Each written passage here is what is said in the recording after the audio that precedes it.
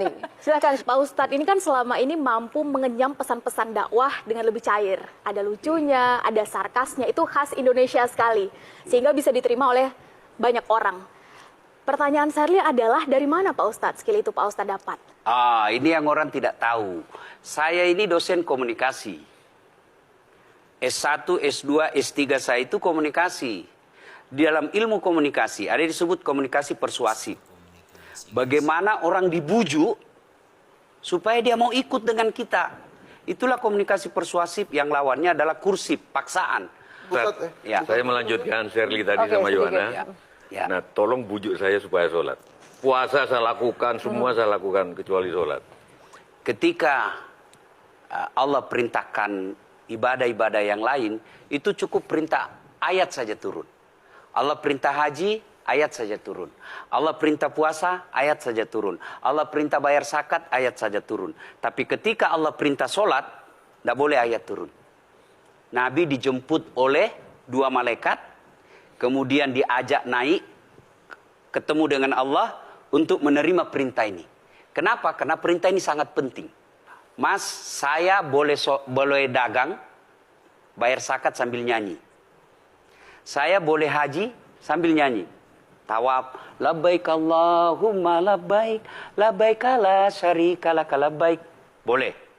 Ya, saya bayar zakat boleh sambil nyanyi. Begadang jangan begadang. Kenapa? Salat tak boleh. Allahu Akbar. Darah muda, darahnya pada batal salat saya. Kenapa? Inilah puncak penghambaan kepada Allah. Jadi puncak penghambaan kalau saya meraku hamba, salat. Yang paling mulia dalam tubuh kita, kepala. Adik-adik bercanda dipukul pantatmu masih senyum. Dorong dadamu masih senyum. Tapi jangan bercanda pukul kepalamu. Tak, kau pukul kepala saya pasti saya marah. Kenapa? Harga diri di sini. Tapi ketika kita sholat, anggota tubuh yang paling mulia, kepala, rendahkan seperti kakimu. Kita akan masuk ke next go. Ini penting. Kalau saya sudah mulai ini. Oke. Ya, karena kalau ketika saya mau sholat, saya melihat banyak koruptor sholat. Ya.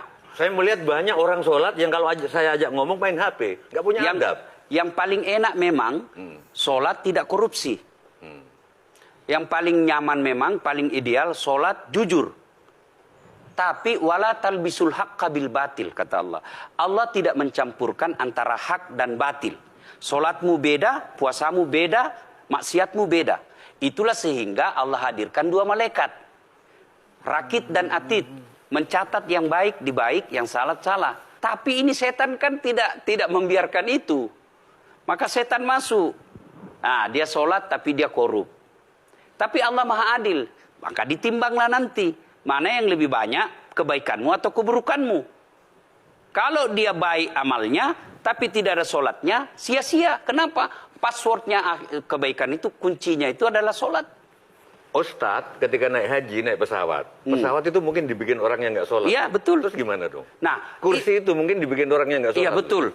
Terus? Nah, bagi orang yang tidak sholat itu, Allah nanti perlihatkan amalnya. Yang ciptakan listrik ini luar biasa amalnya. Iya. Saya bisa dakwah karena ada mic. Iya. Dan mic itu dari orang non-muslim yang Iya. ciptakan. Maka Allah nanti pamerkan.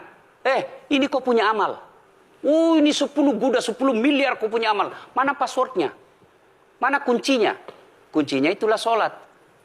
As-sholatu imanuddin, as-sholatu miftahul jannah.